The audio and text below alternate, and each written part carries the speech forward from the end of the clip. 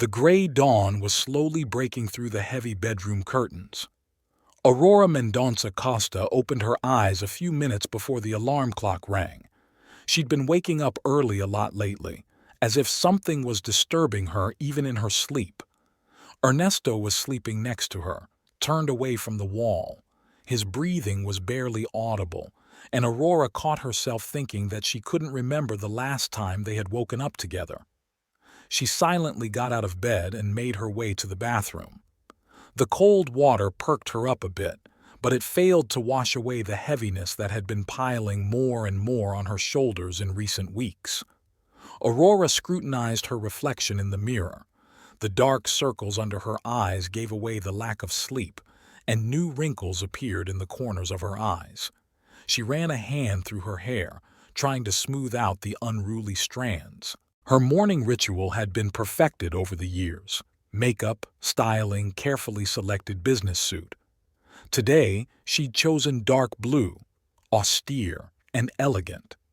In the kitchen, Aurora habitually turned on the coffee maker, took out yogurt from the refrigerator. Eating breakfast alone had become the norm. Ernesto rarely woke up before she left for work. As she left the house, she paused for a second at the bedroom door. Her husband was still lying there with his back turned to the wall. She had always kissed him before she left, but now it seemed somehow inappropriate. Aurora quietly closed the front door behind her. The morning streets of their small town were already busy. People were rushing to work, stores were opening, and the first buses were making noise. Aurora got into her car, a small silver sedan they had bought 3 years ago. Back then, Ernesto's business was booming, and they could afford such a purchase. The office greeted her with the usual bustle. Aurora said hello to the guard, took the elevator to the 4th floor. Her workstation was in the corner of a spacious ops space, next to a large window. It was one of the perks of being a development manager, a great view of the city and relative privacy. "Good morning," came a familiar voice. Juliana Macedo, her longtime friend and colleague, placed a glass of coffee on Aurora's desk. "You look tired." "Thanks for the coffee," Aurora smiled gratefully at her friend. "Just didn't sleep well." Juliana perched on the edge of the table. "Still worried about Ernesto's company?" Aurora nodded, opening her laptop. Talking about her husband's problems was not something she wanted to do, not even with her best friend. Juliana patted her shoulder understandingly and returned to her workstation. The day was filled with meetings and calls. Aurora checked reports, negotiated contracts, and held meetings with her subordinates. Work always helped her to distract herself from domestic problems, but today even the usual routine did not save her from anxious thoughts. After lunch, she was summoned by her boss, Fernando Braga. His spacious office was at the end of the corridor, and as Aurora walked there, she tried to gather her thoughts. "Have a seat, Aurora." Fernando gestured to the chair across from his desk. "I've been going over your latest reports. Excellent work with Project Santos." "Thank you, Senor Braga. I think you're ready to take on more responsibility. We have an opening for a position as head of development. How do you look at the promotion?" Aurora felt her pulse quicken. This was exactly what she'd been working toward for the past 2 years. A promotion meant not only an increase in salary, but also new opportunities, more interesting projects. "I'm very interested in the position," she replied, trying to make her voice sound confident. "Excellent. Prepare a presentation of your vision for the development of the department by next week. And yes, this is confidential information for now." Leaving the chief's office, Aurora made her way first to Juliana's office. Her friend listened to the news and was genuinely happy for her. "That's wonderful," Juliana whispered, so as not to attract the attention of her co-workers. "Now, you and Ernesto will have at least some financial cushion." Aurora smiled through the force. The news of the promotion should have made her happy, but somehow it only made her feel tired. For the rest of the workday, she mechanically performed her duties, thinking about how she would tell her husband about the possible promotion. In the evening, on her way home, she stopped at the supermarket. She bought groceries for dinner. Maybe a home-cooked meal would help Ernesto perk up a little. He hadn't eaten much lately, citing a lack of appetite. The house was quiet and dark. Aurora turned on the lights, laid out the groceries, and began to prepare dinner. The clock showed 7 p.m., and Ernesto was still gone. He didn't answer calls or texts. Dinner had long since gone cold when the key finally turned in the lock. Ernesto entered without turning on the hall light. Aurora heard him sink heavily onto the banquette at the entrance. She came out of the kitchen and saw her husband. He sat with his head down, seemingly oblivious to her presence. "Ernesto?" she called softly. "Are you hungry? I've made dinner." He raised his head and Aurora saw his reddened eyes. His face was gaunt and his stubble had turned completely gray, though there had been almost no gray in his hair a year ago. "Aurora," his voice was hoarse, "I need to tell you something." Aurora sat in the kitchen, clutching a long, cooled cup of tea in her hands. Ernesto had been talking for over an hour now, about problems with suppliers, about late payments, about the company's mounting debts. His voice went from a whisper to an unnaturally loud whisper. He waved his hands, showed some documents, and kept repeating that something could still be fixed. "We have some big orders left," Ernesto frantically thumbed through the papers spread out on the table. "If we can negotiate a loan with the bank, we can finish at least the current projects." Aurora listened in silence. She wanted to hug her husband, to tell him everything would be all right, but something held her in place. Perhaps it was fear. She'd never seen Ernesto so lost. "I have a meeting with the bank tomorrow." He finally stopped poring over papers and looked at his wife. "I've prepared a new business plan. They need to understand that our problems are temporary." "Of course they'll understand," Aurora smiled forcefully. "You've always had a knack for convincing people." The next few days turned into an endless string of phone calls and meetings. Ernesto would leave early in the morning and return after dark. He hardly ate, hardly slept. Aurora would find him in his office over papers at 3, 4 in the morning.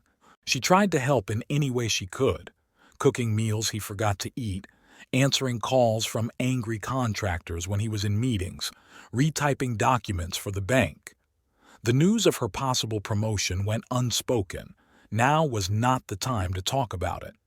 At work, Aurora tried to maintain her usual rhythm, but it was getting harder and harder to concentrate.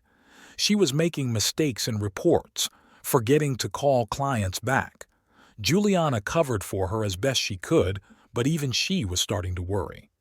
"You haven't been yourself these days," a friend said during her lunch break. "Why don't you take a vacation for a few days?" "I can't," Aurora shook her head. "Now is not the time to be distracted from work." On the evening of the 5th day, Ernesto returned from the bank completely shattered. He walked silently into his office without even taking off his coat. Aurora found him sitting in the dark. A switch clicked, and in the light of the desk lamp she saw his face, gray with sharpened features. "They said no," he said in a lifeless voice. "Said the risks were too high." Aurora knelt beside his chair, took his cold hands in hers. "We'll think of something. Maybe another bank." "I've already called every bank in town," Ernesto shook his head. "No one will give a loan to a company in this position." That night they went to bed together for the first time in a long time.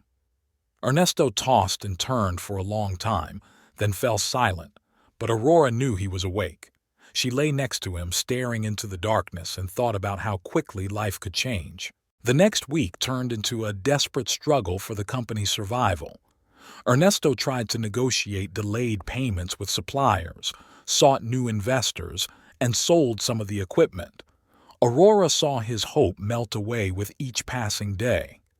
The office of the construction company, where life used to be buzzing, was getting quieter and quieter. Employees who hadn't received their paychecks for the second month began to quit. The phones were ringing less and less often. There were no new orders, and old clients demanded the return of advances. On Friday, Ernesto gathered the remaining employees. Aurora came to his office for the first time in all this time. Usually, she tried not to interfere in her husband's affairs. The room looked abandoned. There was a thin layer of dust on the desks. The blinds on the windows were down. "I'm grateful to all of you for your work." Ernesto's voice sounded muffled. "You've been a great team, but I no longer have the ability to continue the fight. As of Monday, the company will cease operations." Aurora looked at her husband standing in front of his employees and saw how hard those words were for him to say. He had always prided himself on building a successful business from the ground up, on providing jobs for dozens of people. Now it was crumbling before his eyes. At home, Ernesto sat silently at the kitchen table. Aurora placed a plate of dinner in front of him, but he didn't even touch his food. "You know," he finally said, "I always thought I could handle any kind of hardship. That if you worked hard enough, things were bound to work out. You've done your best." Aurora put a hand on his shoulder. "Tomorrow we have to file for bankruptcy," he spoke quite quietly now. "Then the audits will start, the courts. I don't even know if we'll be able to pay off all the debts." Aurora wanted to say something reassuring, but the words stuck in her throat. She just stood by her side, watching her strong, confident husband turn into a broken man. The official announcement of the company's bankruptcy sounded like a verdict. Ernesto sat in the lawyer's office, mechanically signing documents. His once successful construction firm now existed only on paper: lists of debts, acts of inspections, statements of creditors. Aurora watched her husband, noting how his fingers trembled slightly, leaving sprawling signatures on the sheets. They returned home in complete silence. Ernesto drove, gripping the steering wheel tightly, as if it would keep him from falling into the abyss before him. Aurora glanced furtively at the profile of his face, the gaunt face, the sunken eyes, the tightly compressed lips. At home, Ernesto went straight into the shower. Aurora could hear the water running, for a long time, at least an hour. She did the usual things, sorted out her bag, checked her mail, started cooking dinner. All these mundane activities helped create the illusion of normalcy. "Are you going to eat?" she asked when her husband finally came out of the bathroom. Ernesto shook his head and headed for the bedroom. A few minutes later, Aurora heard the light switch click off. The untouched dinner remained standing on the table. The next few days became an endless wait. Ernesto hardly ever left the bedroom. He lay staring at the ceiling or pretended to sleep when Aurora looked in on him. She left food on the bedside table, but the plates were mostly left untouched. At work, Aurora tried to keep her composure. She smiled at her co-workers, performed her duties, and negotiated with clients. But inside, anxiety was building. The presentation for the promotion was almost ready, but she couldn't bring herself to think about it. "How is he?" Juliana asked every morning, placing a cup of coffee in front of her. "The same," Aurora answered, and her friend nodded understandingly. On the evening of the 10th day after the bankruptcy was declared, Aurora returned home earlier than usual. There was an unaccustomed silence in the house. She found Ernesto in the study. He was sitting at his desk, going through old company documents. "All our dreams were here," he said without raising his head. "Remember when we planned to open branches in other cities?" Aurora remembered. They had often talked about it in the evenings, making plans, dreaming of the future. Now those conversations seemed so far away. "Ernesto," she placed her hand gently on his shoulder. "Maybe it's time to start looking for a new job. You're a great manager. You have a lot of experience." "Who needs a manager who bankrupted his own company?" He grinned bitterly. "It wasn't just your failure, the economic situation." "No," he interrupted. "It was my fault, only mine." There was such hopelessness in his voice that Aurora's heart clenched. She tried to put her arms around her husband, but he pulled away. "Leave me alone," he begged softly. "I need to be alone." At night, Aurora couldn't sleep for a long time. Ernesto never came to the bedroom, remaining in the study. She could hear him pacing around in there, occasionally opening and closing desk drawers. Around 3 o'clock in the morning, everything went quiet. In the morning, she found him asleep in a chair. An empty bottle of whiskey lay on the table in front of him. Ernesto had hardly ever drunk before. Aurora quietly closed the door and went to work without waking her husband. The day dragged on endlessly. Aurora couldn't concentrate on work, constantly checking her phone. Ernesto didn't respond to her messages. At lunchtime, she couldn't stand it and called home. No one picked up. "You need a distraction," Juliana said, noticing her condition. "Why don't we go out after work?" Aurora shook her head. "I can't leave him alone." She hurried home in the evening, feeling a growing uneasiness. She found Ernesto in the same pose, in the chair, only now there was a new bottle in front of him. "Have you been sitting here all day?" she asked, trying to keep her voice sounding calm. "Where am I supposed to go?" He looked up at her with a cloudy gaze. "What can I do?" "For starters, eat. I'll cook something."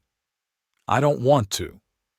She cooked dinner anyway, hoping the smell of food would whet his appetite. But Ernesto never left the study. Late that night, she heard him mumbling something to himself. It sounded like he was talking to himself. The next morning began with a phone call. It was a former employee of the company demanding payment of wage arrears. Ernesto explained the bankruptcy procedure to him for a long time, but the man didn't want to listen. In the end, he just hung up. "They all hate me," Ernesto said, staring into the space in front of him. And rightly so. Aurora tried to object, but he wasn't listening anymore. His gaze became absent, as if he was looking somewhere inside himself. She was late for work, but she couldn't bring herself to leave. "I can handle it," he finally said, noticing her hesitation. "Go." All day she thought about her husband, imagining him sitting alone in an empty house. The phone was silent. He wouldn't answer her messages. After work, she bought his favorite cheese and a bottle of good wine, hoping to cheer her husband up somehow. But there was a surprise at home. Ernesto was dressed and shaved in the bathroom. "Decided to clean up a little," he said, noticing her surprised look. "That's good," she replied cautiously, afraid to scare off this sudden change. He even ate a little at dinner, though the conversation did not go well. After the meal, Ernesto did the dishes himself, the first time he had done any housework in days. Aurora watched him, not knowing whether to be happy about this change or even more worried. A month passed. Ernesto started looking for a job, sending out resumes, calling old contacts, going to interviews. Every morning he put on his best suit and left the house. He came back increasingly depressed. "They don't even try to hide their attitude," he said, loosening his tie. "As soon as they hear about the company's bankruptcy, they change their faces." Aurora tried to keep hope alive in him, but it was getting harder every day. She saw his shoulders slump lower and lower after each rejection and his gaze grow more and more wan. One evening, after returning from yet another failed job interview, Ernesto stood in front of the hallway mirror for a long time, scrutinizing his reflection. "Maybe I should dye my gray hair?" he asked, running his hand through his hair. "They say they don't take people over 35 nowadays." "Don't be silly," Aurora objected. "It's not about age. It just takes time." But time passed, and the situation did not change. Ernesto went to job interviews less and less often, and spent more and more time at home. He could sit at his computer for hours, ostensibly studying job openings, but Aurora noticed that the monitor screen remained motionless. At work, Aurora was doing well. She made a successful presentation for a promotion, and Fernando Braga was pleased. But the joy of professional success was overshadowed by the home situation. "You have to tell him about the promotion," Juliana urged her. "It's good news." "Not now," Aurora shook her head. He already feels like a failure. As she was getting ready for work one morning, she noticed that one of her credit cards was missing. She remembered exactly that she'd left it in her wallet. "Ernesto," she called out to her husband, "have you seen my blue card?" "Oh, yes." He looked confused. "I picked it up yesterday. I wanted to buy a new suit for job interviews. The old one was getting quite worn out." Aurora nodded, but something in his tone made her wary. She checked her card statement in the evening. There were no purchases at clothing stores. There had been spending at a few bars, though. She didn't make a scene, just put the statement on his desk. Ernesto pretended not to notice. Gradually, his behavior became more and more strange. He could suddenly leave the house without explanation and return hours later. Sometimes he smelled of alcohol, even though he claimed he was at a job interview. Phone conversations he now conducted quietly, going into another room. If Aurora walked in, he immediately shut up or quickly ended the conversation. It was a potential employer, he explained. Didn't want any distractions. But there was something new in his eyes, some worry, as if he was constantly hiding something. Aurora noticed the way he checked his phone when he thought she couldn't see, the way he quickly tucked it away in his pocket as she approached. One day she woke up in the middle of the night and heard him talking to someone on the balcony. His voice was quiet, but his intonation was not at all businesslike. He was laughing, the first time she'd heard him laugh in a long time. "Who were you talking to last night?" she asked in the morning. "Just an old friend called. Forgot about the time difference," he answered without looking her in the eye. Another time she found in his jacket pocket a check from a restaurant, an expensive establishment downtown. The amount was impressive for a man without a job. Ernesto said he was treating a potential business partner. "What partner?" Aurora wondered. "You didn't tell me anything about the new business." "It's all in the discussion stage for now," he replied evasively. "I don't want to jinx it." But something in his voice sounded fake. Aurora began to notice other little things. A new cologne that wasn't there before, carefully ironed shirts, a sudden interest in his appearance. "Maybe it's paranoia," she told Juliana. "Maybe I'm making up things that aren't there." "Or maybe you should check your suspicions," her friend suggested cautiously. But the thought of checking seemed like a betrayal to Aurora. She tried to ward off bad thoughts, convincing herself that her husband was simply going through a difficult period. However, doubts did not let go.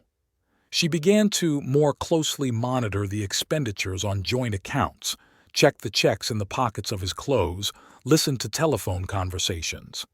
One evening, Ernesto announced that he was going to a meeting with potential investors. "Don't expect me for dinner," he said, tying his tie in front of the mirror. "It might run late." Aurora noticed he was wearing a new shirt she hadn't seen before. He smelled of an unfamiliar perfume. As he walked away, she caught herself wanting to follow him, to find out where he was really going. "No," she told herself firmly, "I won't do it." But doubts had already settled firmly in her soul. She could not concentrate on her work, constantly thinking of her husband's strange behavior, analyzing his every word, every gesture. In the evening of the same day, she discovered that a significant amount of money had gone missing from their joint savings account. Ernesto had not warned her about the withdrawal. To her question, he replied irritably, "Do I have to account for every penny? It's my money too." His sudden aggression only increased her suspicions. Before, they had always discussed big spending, made financial decisions together. What had changed now? The suspicions grew and multiplied, filling every minute of Aurora's life. She began to notice details she had previously overlooked. Ernesto began to change the password on his phone more often, always putting its screen down. His gait changed. There was some nervousness in his movements when he was about to leave the house. That Tuesday, Aurora decided to check the family budget. She spread out bank statements, bills, and receipts on the table. The numbers didn't add up. In the last 3 months, more money had disappeared from the account than they could spend on everyday necessities. She methodically wrote out all the expenses in her notebook, trying to find discrepancies. "What are you doing?" Ernesto's voice made her flinch. She hadn't heard him enter the room. "Trying to sort out our finances," Aurora replied, trying to keep her voice calm. "Do you know where these write-offs are coming from? Right here and here?" She pointed to the lines on the statement. Ernesto cast a quick glance at the papers. "Oh, this. I was taking money for business meetings. Need to keep in touch, you understand." "Business meetings for 40,000 reals in a month?" Aurora raised her eyes to her husband. Ernesto turned away, pretending to look for something in the closet. "You know how it is. Lunches, dinners, gifts to potential partners." "Gifts?" Aurora interjected. "What kind of gifts?" "Look, I'm tired." He cut the conversation off abruptly. "Let's discuss this another time." He quickly left the room, leaving Aurora alone with the papers spread out. She sat over the statements for another long time, trying to find an explanation for all this spending. Scraps of conversations, strange coincidences, and her husband's unexplained absences kept running through her mind. The next day at work, she couldn't concentrate. An important presentation for clients went off without a hitch. She was confused by the numbers, lost the thread of the conversation. After the meeting, Juliana dragged her to a cafe across the street from the office. "What's going on?" her friend asked, watching Aurora stirring her cooled coffee with a machine. "You haven't been yourself lately." Aurora was quiet for a moment, gathering her thoughts. "Remember what I said about Ernesto's strange behavior?" "Yeah. Did you suspect something?" "It's not just the behavior. The money. It's disappearing from the account. Large sums." Juliana frowned. "Have you asked him about it?" "He says he spends it on business meetings. But what meetings if he's unemployed? And those phone calls at night, new clothes, perfume." "Aurora," Juliana began cautiously. "You do realize what this is like, don't you?" Of course she did realize.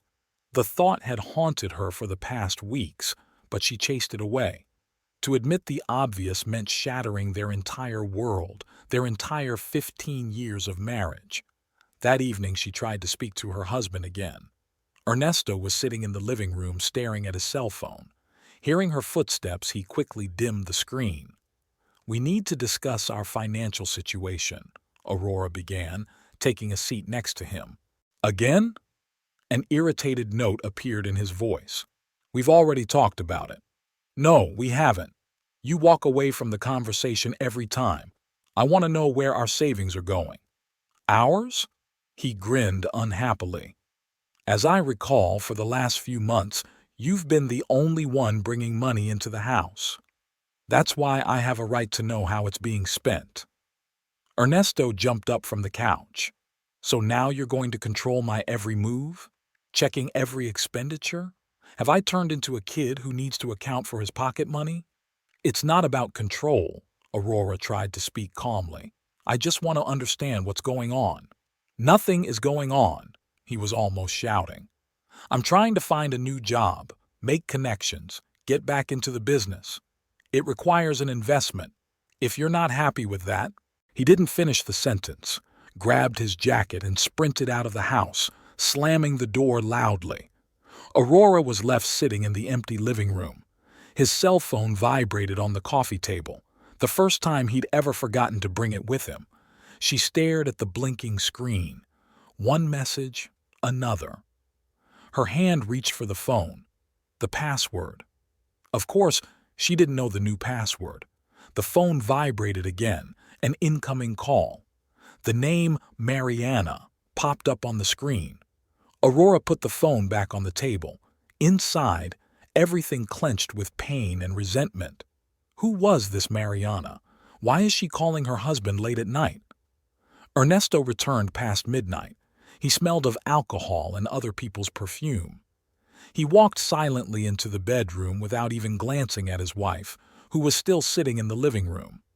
grabbed his phone from the table and closed himself in the bathroom. Aurora heard him talking quietly to someone. Then the sound of water, the creak of doors, and silence. She didn't go into the bedroom. She made her bed on the couch, but she couldn't sleep. Her mind was spinning with fragments of phrases, numbers from bank statements, the name Mariana. The morning was unusually sweltering for this time of year.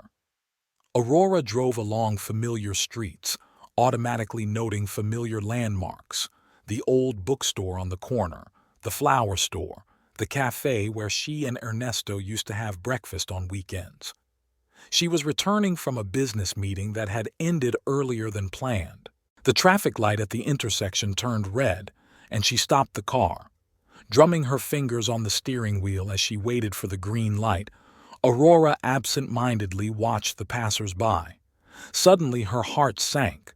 On the opposite side of the street she saw a familiar figure. Ernesto, in a new gray suit she had never seen before, was walking briskly toward the Casa Verde restaurant, one of the most expensive establishments in the city. The light turned green, but Aurora didn't move. There was an impatient honking behind her. She turned on her turn signal and slowly pulled to the curb, keeping her husband in sight. Ernesto stepped confidently up the restaurant steps and disappeared behind the massive door. Aurora turned off the engine. Her hands shook as she tried to park.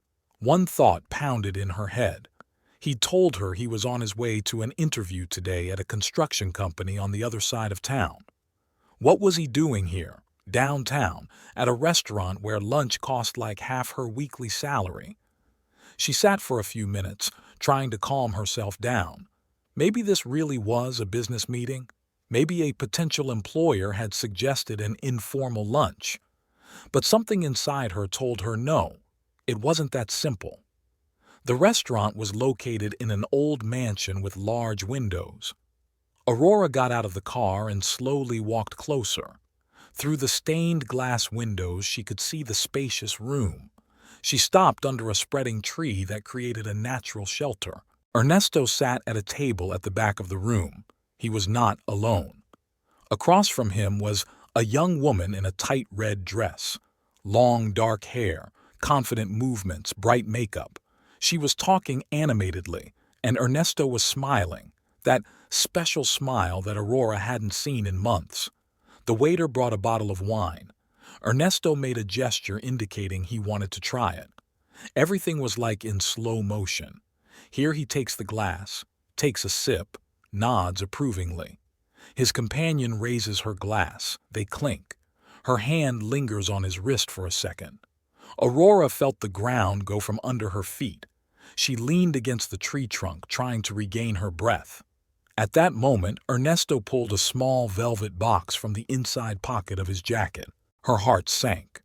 Aurora watched her husband say something, holding the box out across the table. The young woman took it, opened it, and her face lit up with a joyful smile. She pulled out something sparkling, a ring with a large stone that even from a distance was clearly a diamond. With trembling hands, Aurora pulled her cell phone out of her purse. She couldn't believe what was happening, but instinct told her she needed proof. A picture, another one. A close-up of a woman trying on the ring, Ernesto taking her hand in his, looking at the jewelry on her finger. The waiter brought a menu. They ordered something, but Aurora couldn't look anymore. She moved slowly to her car, feeling everything inside clench with pain and humiliation. She got behind the wheel, but couldn't start the engine right away. Her hands were shaking too much. The phone in her purse vibrated. A message from Ernesto. "The interview is dragging on. I'll be late. Don't wait with dinner." Aurora stared at the screen until the letters began to blur in front of her eyes. Lies. Everything was a lie. The business meetings, the interviews, the attempts to start a new business, and the money. Now she realized where their savings were going. Restaurants, gifts, jewelry. For another woman. She started the car and slowly pulled away. Her mind reeled with scraps of memories. His late returns home, the smell of other people's perfume, secret phone conversations.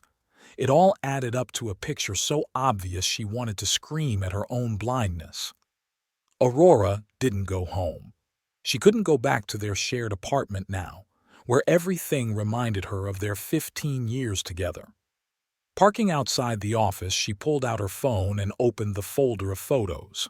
There they were, the undeniable proof. Ernesto and his young companion, a bottle of expensive wine, a diamond ring. The ring he'd bought with her money, their combined savings that she'd been saving all these years. Aurora opened her contacts and found the number of Ricardo Telles, the best lawyer in town. She'd met him at a corporate event and kept his business card. Her finger hovered over the call button. The office was quiet. Most of the staff had already gone home. Only Juliana's office light was on. Her friend looked up from her computer, saw Aurora's face, and stood silently from her desk.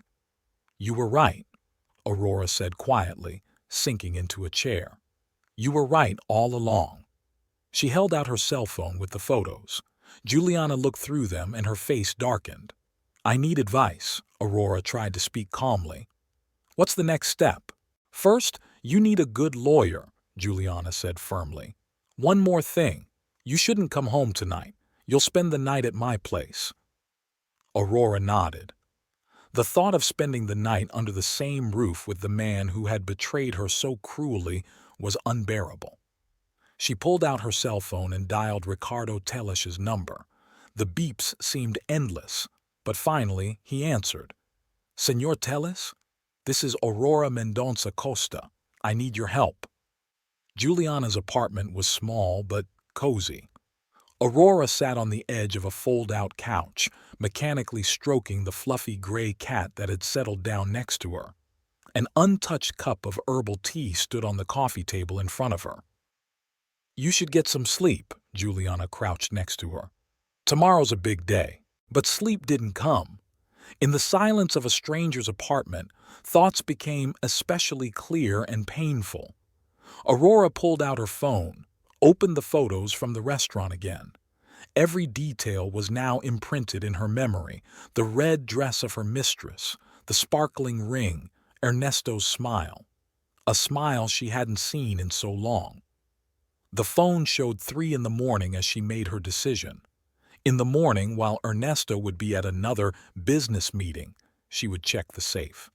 It held all their important documents and savings, the ones they had been saving for a rainy day. Juliana drove her home early in the morning. Ernesto had already left, leaving a note on the kitchen table. "Meeting with investors. Be back late." Aurora crumpled the piece of paper and tossed it in the trash can. The safe was in the study, behind a painting of a coastal view. It was their first purchase together since the wedding. The painting and the safe, a symbol of reliability and trust. Aurora grinned bitterly at the thought. She remembered the code by heart, the date of their wedding. She wondered if Ernesto remembered it. The safe door opened with a quiet click. Inside were neat stacks of documents, a marriage certificate, an apartment contract, insurance policies, and envelopes of money. Aurora began methodically counting the bills. The first envelope, the second, the third. With each bundle, her hands trembled more and more. The amount was far less than what it should have been, much less. She pulled out a notebook, began writing down the numbers. She estimated that over 100,000 reals had disappeared from the safe in the last few months. 100,000 was almost all of their savings over the last few years. In the corner of the safe lay a velvet box containing her jewelry. Aurora opened it. Several pairs of earrings, a chain, rings. Her gaze stopped on an empty spot in the velvet backing. A ruby ring should have been lying there, her mother's 25th birthday present. She remembered the ring in great detail, the antique white gold setting, the dark red stone, the small diamonds on the sides. A ring she hadn't worn but kept as a memory. Now its place was empty. Her hands moved faster and faster, going through the contents of the safe. It wasn't just the money and the ring that were missing. Gone were the gold coins they had bought as an investment, the antique earrings they had gotten from their grandmother, the platinum bracelet. Aurora sank slowly into her chair. Her husband wasn't just cheating. He was methodically stealing from their family, taking not only money, but family heirlooms as well. And all for what? For gifts for a young mistress. She pulled out her phone, opened the banking app. Now that she knew what to look for, everything became obvious. Regular cash withdrawals, jewelry store purchases, bills from expensive restaurants. How could she have been so blind? With trembling fingers, Aurora dialed Ricardo Talesha's number. After talking to him yesterday, he'd agreed to meet this afternoon. "I have proof," she said as soon as the lawyer answered. "He stole our savings and the jewelry. I have all the account statements." "Don't discuss this over the phone." Talesha's voice sounded calm and professional. "Gather all the documents and come to my office, and take pictures of the empty safe." Aurora began methodically taking photographs, the empty spaces in the jewelry box, the remaining envelopes of money, the bank statements. Each picture was another nail in the coffin lid of their marriage. Finished with the paperwork, she walked through the apartment, looking at it with new eyes. Here were their shared photos on the walls, happy faces, genuine smiles. When had it all turned into a lie? A silver-framed wedding photo. A vacation photo from last year. They're on the beach. Ernesto has his arm around her shoulders. Back then, his company was still thriving and everything seemed so simple and straightforward. In the bedroom, on his bedside table lay the book he'd supposedly been reading for the past few weeks. The bookmark hadn't moved a page. Another small lie in a vast sea of deception. The phone vibrated again, a message from Ernesto. "The meeting is dragging on. I'll be very late." Aurora grinned. I wonder where he was now. At what restaurant? Or maybe in his mistress's apartment, which he probably rented with their shared money. In the kitchen, she opened the cupboard where the liquor was kept. There were changes here, too. Gone were the expensive bottles of whiskey they kept for special occasions. Probably gone for business meetings, too. Aurora methodically gathered documents into a folder, bank statements, photos of the safe, lists of missing items. Every paper was proof of betrayal. Every number screamed deceit. Before leaving, she checked the safe one last time.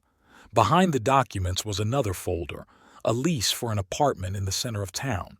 The date was 3 months ago. Tenant's name is Ernesto Costa. The monthly payment was enough to pay for their shared apartment. Ricardo Teles's office was in an old building in the downtown business district. The solid oak door, the engraved brass nameplate, the dimmed lights in the reception area all spoke of solidity and professionalism. Aurora sat in a leather chair, clutching a folder of documents tightly to herself. The secretary, a middle-aged woman with impeccable hair, occasionally cast sympathetic glances at her. She must have seen a lot of women like her, with droopy eyes and folders full of evidence of betrayal. "Senor Teles is ready for you," the secretary finally announced. The lawyer's office was just like the rest of the office, austere, elegant, and confidence-inspiring. Ricardo Teles rose from his desk to greet Aurora. Tall, trim, in an impeccable suit, he radiated calm and competence. "Have a seat, Senora Costa," he pointed to a chair. "Tell me everything in order." Aurora began to speak, a little confused at first, then more and more confidently. The bankruptcy of her husband's company, his strange behavior, the missing money, the pictures in the restaurant, the stolen jewelry. She laid document after document on the table. Bank statements, photos of the empty safe, lists of missing items, the lease on the apartment. Teles listened attentively, making notes in his notebook. His face remained impenetrable, only his eyebrows occasionally raised slightly when she mentioned the amounts of missing money. "So it all started after the company went bankrupt?" he clarified, looking over the statements. That's when I started noticing changes. Aurora ran a hand over her face. But maybe it started before that. I was too busy working, too trusting of him. Don't blame yourself, Talesh interrupted her gently. It's important to focus on the facts now. Do you have a joint prenuptial agreement? Aurora pulled another document from the folder. Talesh studied it carefully, making notes in the margins. Well, he frowned, flipping through the pages. It clearly states here that all property acquired during the marriage is joint, including savings and jewelry. What does that mean? It means that your husband was not entitled to sole control of these funds, especially since you were the one providing for the family for the past few months. Talesh stood up and strode across the office. His footsteps were muffled by the thick carpet. We have all the evidence we need, he finally said. Photographs proving the affair, documents proving the theft of funds, the lease agreement for the apartment. But most importantly, we have the prenuptial agreement he violated. So what now? Now we have two paths, Talesh returned to the table. The first is to file a theft report with the police. The second is to use this evidence as leverage in the divorce. Aurora was silent, mulling over his words. Police, court, public scandal. Or a quiet divorce with the return of the stolen goods. What would you advise? Given all the circumstances, Talesh folded his fingers. I'd recommend the second option. But with one condition, we'll prepare a statement to the police and keep it ready. This will serve as an additional incentive for your husband to agree to our terms. He pulled a blank sheet of paper from his desk drawer. Let's make a list of demands. First, the return of all stolen funds. Second, a waiver of claims to the common property. Third, they spent the next hour drafting the documents. Talesh dictated, his secretary typed. Aurora sat, mechanically signing wherever the lawyer indicated. When do you wish to hold the conversation with your husband? Talesh asked when the last document was signed. Today, Aurora replied firmly. I want to get this over with as soon as possible. Good. He glanced at his watch. I can drive up to your house tonight. Say, 8 o'clock? Aurora nodded. Gathering the papers back into the folder, she noticed her hands were no longer shaking. Despair had been replaced by cold determination. Remember, Talesh said as he walked her to the door, the key is to stay calm. Don't let your emotions take over. Let the documents speak. Leaving the lawyer's office, Aurora didn't drive home. She parked outside a small cafe and pulled out her cell phone. She needed to text Ernesto, one that would definitely get him home on time. We need to talk, she wrote. It's important. Please be home by 8. The reply came almost immediately. Is something wrong? Yes, we'll talk at home. She turned off her phone and leaned back in her seat. There were 4 hours until tonight, 4 hours until the moment that would change the rest of her life. Without 15 to 8, Aurora heard the key turn in the lock. She sat in the living room, placing the file folder on the coffee table in front of her. The apartment was semi-dark. She had purposely kept the overhead lights off, only the desk lamp which cast shadows on the walls. Ernesto entered, loosening his tie as he went. His movements were a little uncertain. It looked like he'd had time to drink before returning home. Aurora? He stopped in the doorway of the living room. What's wrong? Why are you sitting in the dark? She silently pointed to the chair opposite. Ernesto hesitated a second, then walked over and sat down, casting a worried glance at the file folder. I know everything, Aurora said calmly. Her voice sounded unnaturally steady. About your mistress, about the money you stole, about the apartment you're renting. Ernesto jerked as if from a blow. His face went pale, droplets of sweat appearing on his forehead. What? What are you talking about? He tried to feign bewilderment, but his voice treacherously trembled. Aurora silently opened the folder and began laying out the photos on the table, one by one. Here he was in a restaurant with a young woman. Here he is giving her a ring. Here they are raising wine glasses. "It's not what you think," Ernesto quickly muttered. "This is a business meeting. She's a potential investor." "Enough lies," Aurora cut him short. "I'm tired of the lies." She pulled out the next document, the lease agreement for the apartment. Business meetings in a rented apartment for 60,000 reals a month? Ernesto was silent, head down. His hands resting on the armrests of the chair were visibly trembling. "And this?" Aurora laid the bank statements on the table. "Jewelry store, restaurants, nightclubs, all with my money, on our shared savings." "I can explain," his voice sounded muffled. "Really?" Aurora pitched forward. "Then explain. Explain why you stole my ruby ring-a-gift from my mother. Explain where my grandmother's earrings went. Explain why over 100,000 reals disappeared from the safe." Ernesto raised a stricken look at her. "I was going to give it all back. I swear I was going to." "When? After you've spent all the money on gifts for your mistress?" "She's not a mistress," he squeezed out. She understands me, supports me, doesn't look on me with judgment like you do." Aurora felt everything inside paled at those words. "I was judging you? Me, who supported you all these months, who comforted you after the bankruptcy, who provided for our family while you—" "Exactly," he suddenly shrieked. "You provided for the family. You were so successful, so right. And me, what have I become? A loser who lives on his wife's money. And that's why you decided to steal from me?"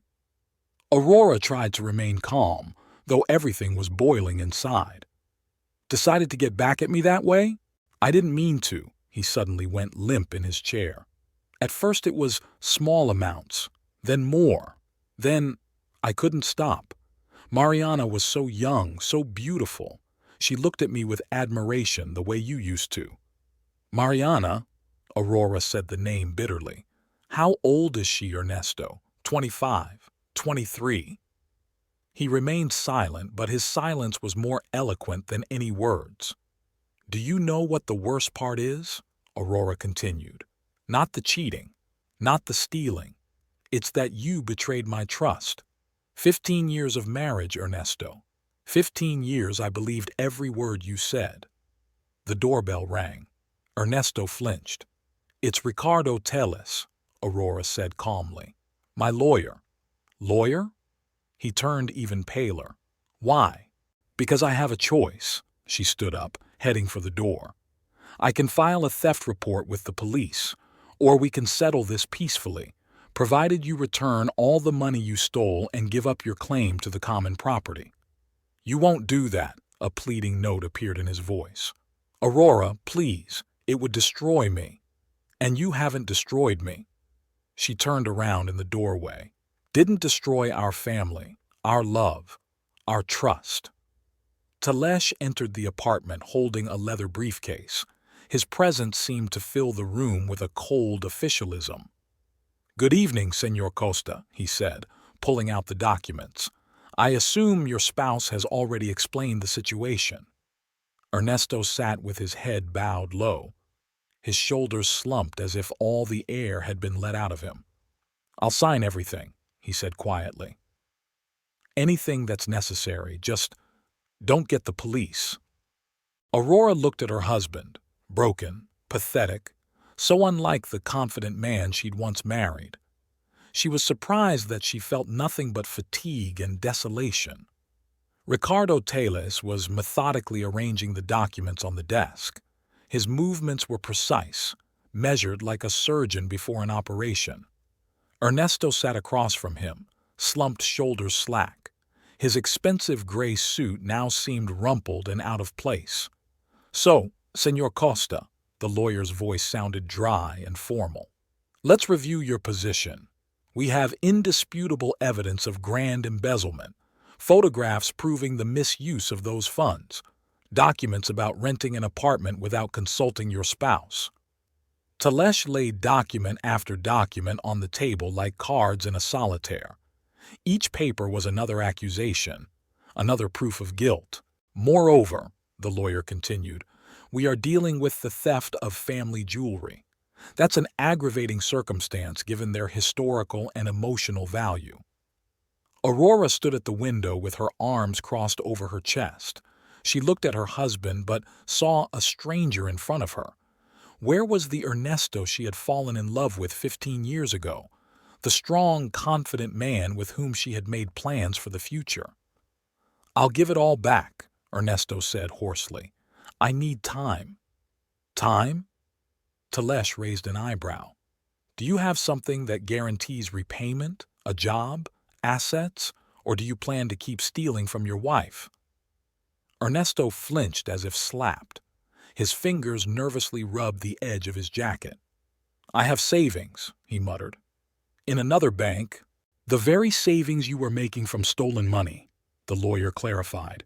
It will be interesting to explain their origin to the IRS. A shadow of panic ran across Ernesto's face. He cast a quick glance at Aurora, as if seeking support, but she continued to look through him. Senora Costa is being exceptionally generous, Talesh continued.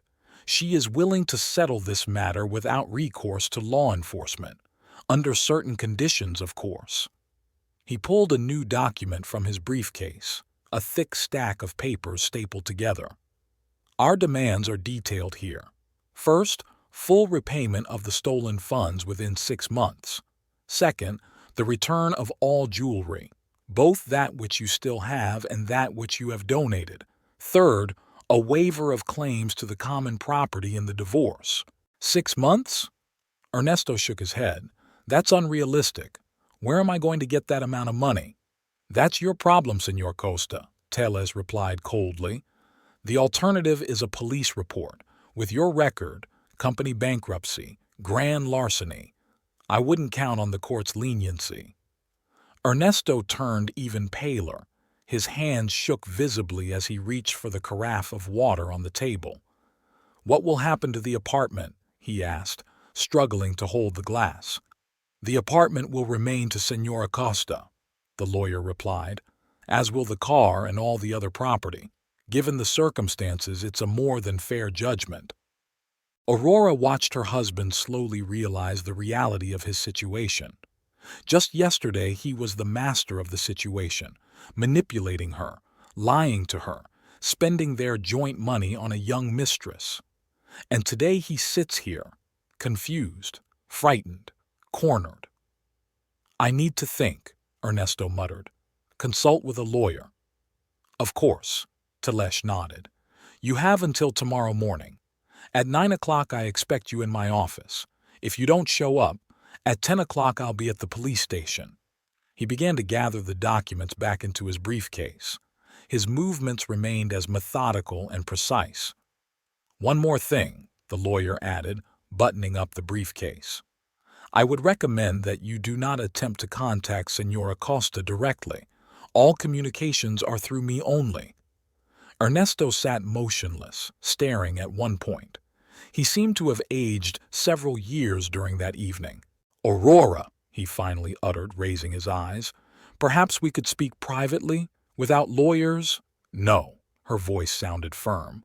We don't have anything else to talk about. I love you, he exhaled desperately. This whole thing, it was a mistake, a blur. I can make it right. You love me? Aurora finally turned to him. You don't even understand the meaning of the word. Love is respect, trust, honesty, and you're just a parasite who's been using me all these years. Ernesto flinched as if she'd hit him. His face contorted, his lips quivered. I'll give you time to think about the situation, Talesh interjected. But remember the deadline. I expect you in my office at 9 o'clock tomorrow morning, with documents proving you have the funds to make amends. He stood up, signaling that the conversation was over. Ernesto rose slowly from his chair. His legs were jacking up like he was drunk. Aurora. Once more he tried. Goodbye, Senor Costa, Talesh said coldly. You know the way to the exit. At precisely 9 o'clock in the morning, Ernesto entered Ricardo Talesh's office. His once immaculate suit looked wrinkled, as if it had been slept in. The stubble on his face and red eyes betrayed a sleepless night. In his hands he held a worn leather briefcase. Aurora was already waiting in the lawyer's office.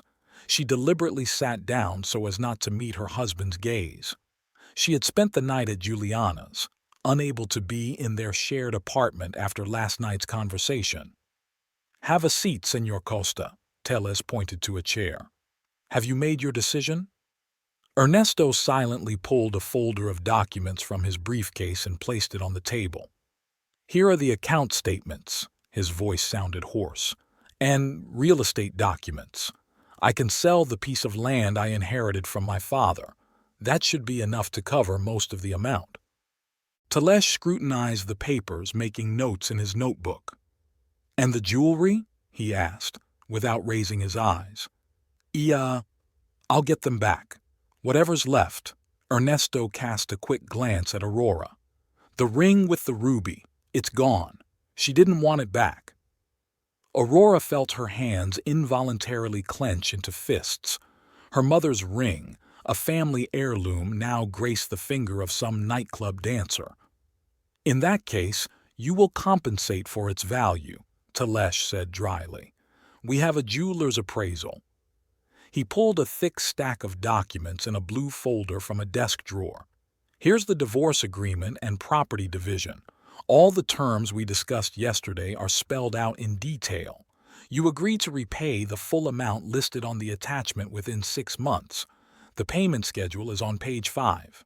Ernesto took the documents with trembling hands.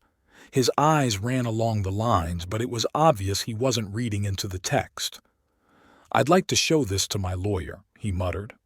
"Of course," Talesh nodded. "You have an hour.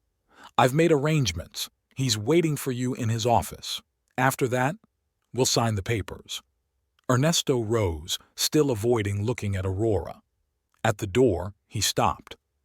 "Aurora," he began. "Don't." She raised her hand, stopping him. "Just go." When the door closed behind him, Aurora finally allowed herself to relax. Her whole body ached from the exertion. "You're holding up well," Talesh remarked. "A lot of people in your position would have snapped by now." "I don't have the strength for it," she replied quietly. "I just want it to be over." The next hour stretched endlessly. Aurora sat in her chair, looking out the window at the hustle and bustle of the city below. People were hurrying about their business, unaware that someone's life was being ruined here in this office. Exactly an hour later, Ernesto returned. With him came an elderly man in an austere suit, his lawyer. They talked quietly about something in the hallway, then entered the office. "My client is ready to sign the papers," Ernesto's lawyer informed him.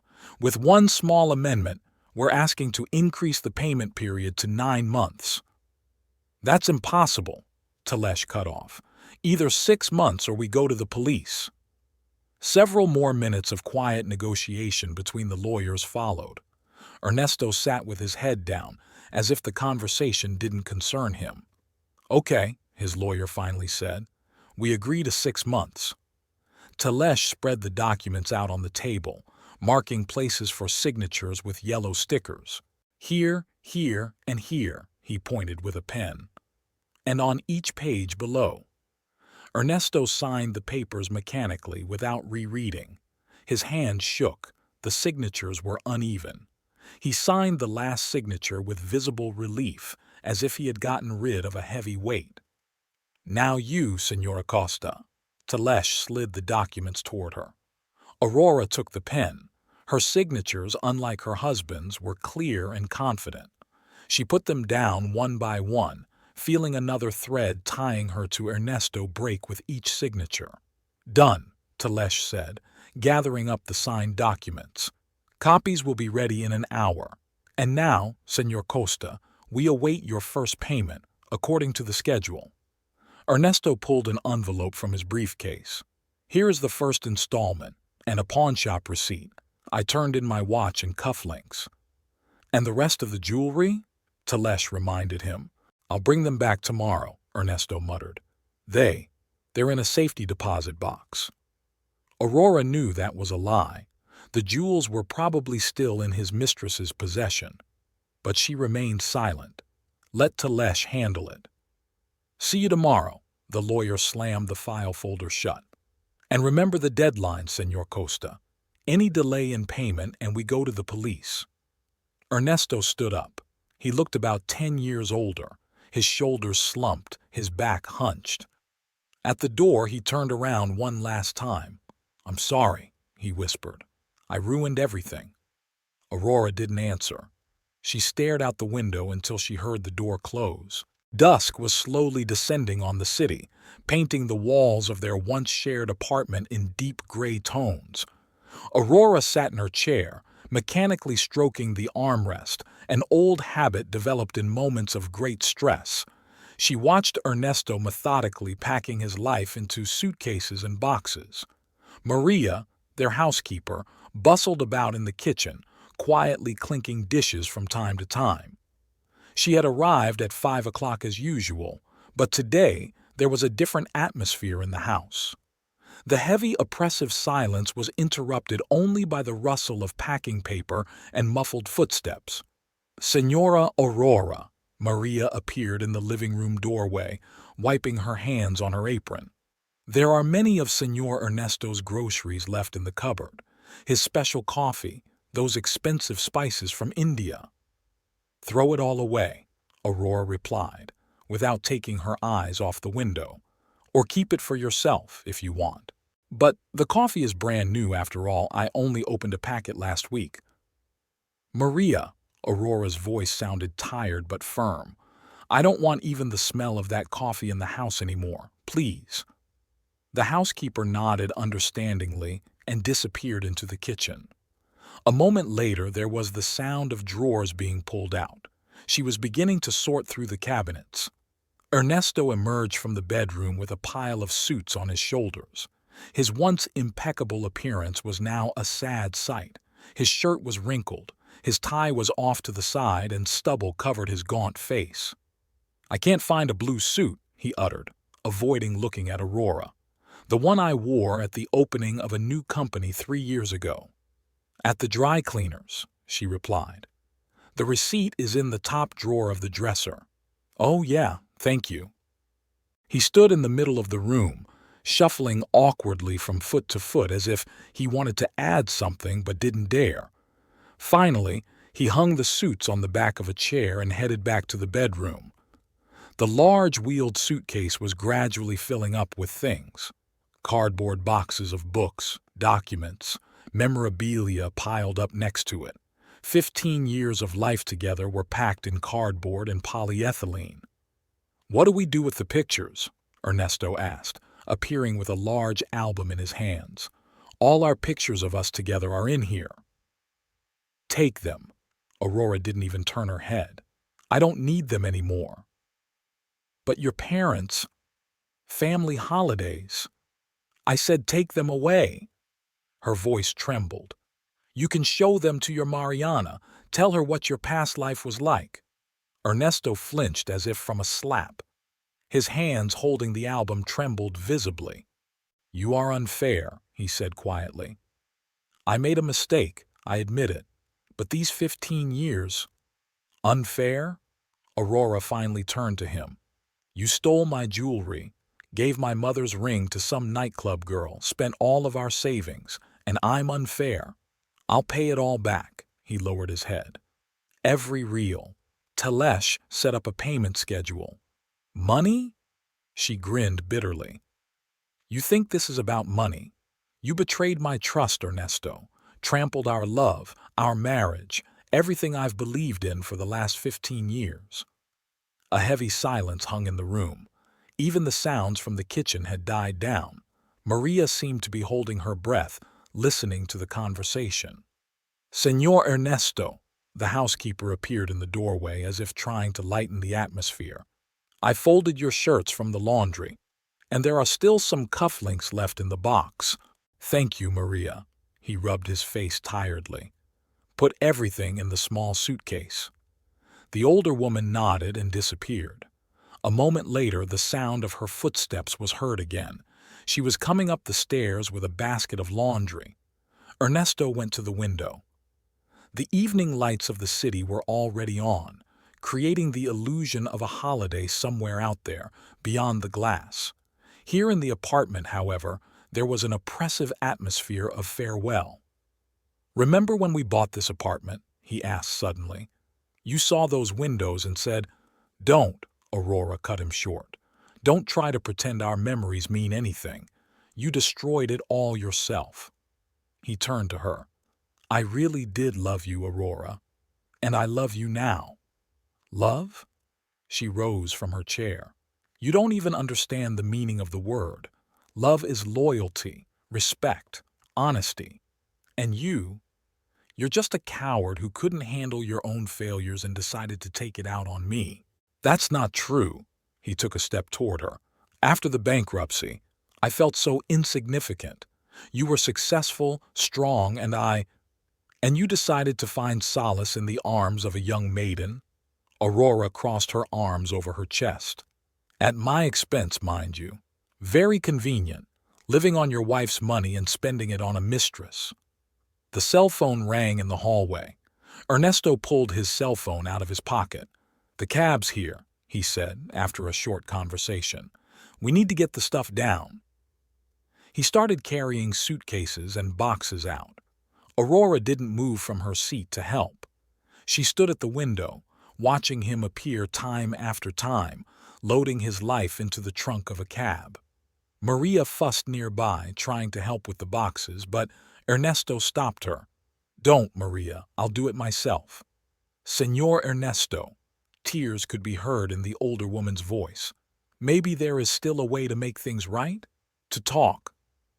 "No, Maria," he shook his head. "Some things can't be fixed." Finally, all the things were carried away. Ernesto stood in the hallway holding the last bag. His gaze wandered around the apartment as if trying to memorize every detail, every corner. "Aurora," he took a step in her direction. "I know I don't deserve forgiveness, but maybe someday—" "Go away," she didn't let him finish. "Just go." He stood there for a few more seconds as if hoping for something, then slowly turned and walked out. The door closed almost silently. Maria sobbed in the corner of the hallway. Aurora didn't even turn to her. "You can go too, Maria. That's all for today." "Señora Aurora," the housekeeper began. "Please," Aurora's voice sounded muffled. "I want to be alone." As the door closed behind Maria, Aurora slowly walked around the apartment. Empty closet hangers, empty bookcase shelves, a bedside table devoid of the usual little things. Everything screamed the absence of the person who had filled the space with their presence just yesterday. From the street came the sound of a cab pulling away. Aurora didn't go to the window. She knew this was the last time she would hear Ernesto drive away, the last time in their shared history, which turned out to be built on lies. 3 months had passed. Aurora sat at her new desk in the spacious office of the head of development. In front of her lay a fresh report on the latest project. The numbers exceeded all expectations. In the reception area, the printer buzzed softly. The secretary typed something quietly on the computer.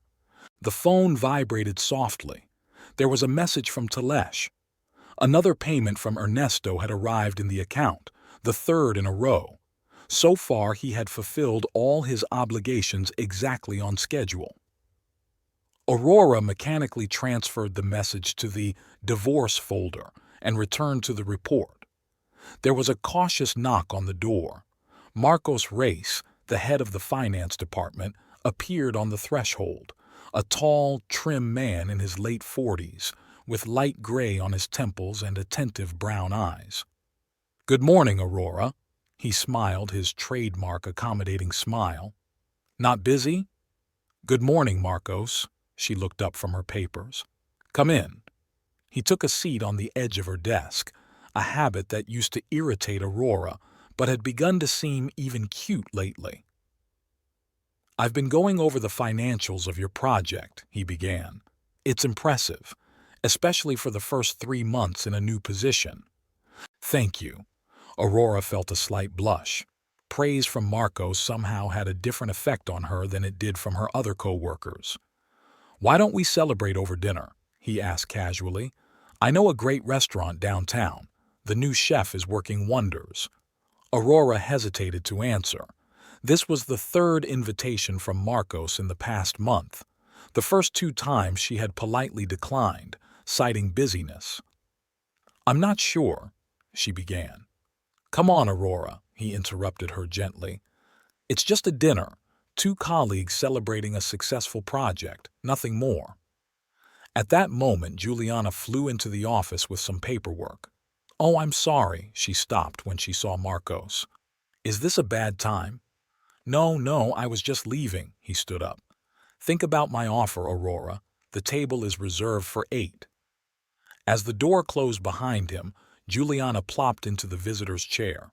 And what's your answer this time? I don't know. Aurora rubbed her temples tiredly. Maybe it's too early? Early? Snorted her friend. It's been 3 months.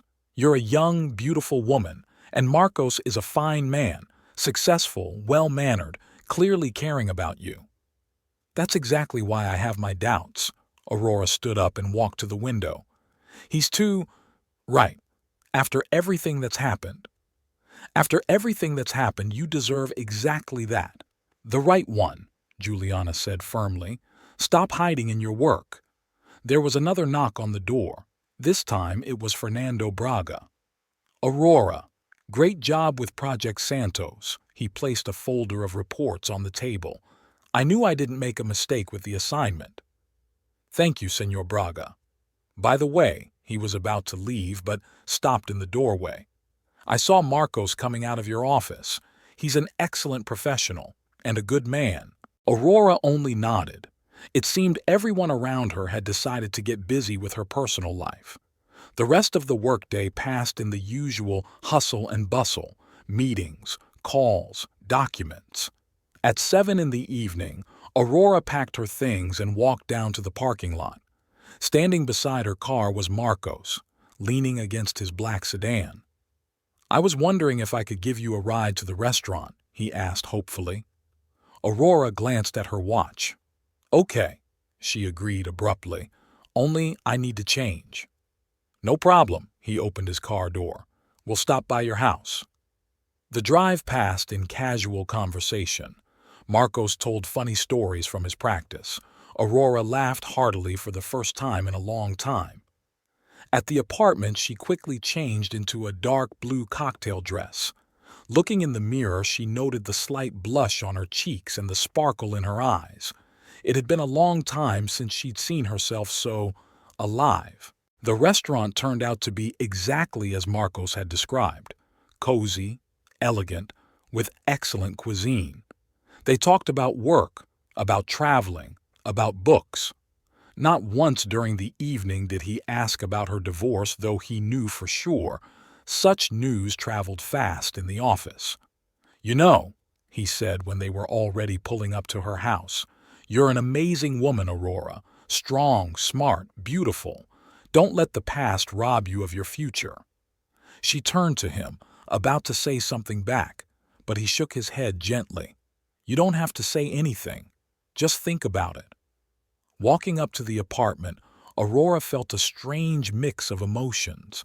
The emptiness and loneliness that had become her constant companions in recent months seemed to have receded into the background. In the hallway, as was her habit, she glanced at the wall clock, Ernesto's gift for their first anniversary. Strangely, it was the first time today that the clock didn't evoke painful memories.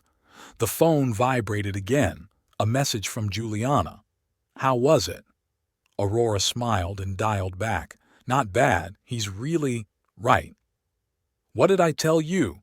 Her friend immediately echoed. Details tomorrow at lunch.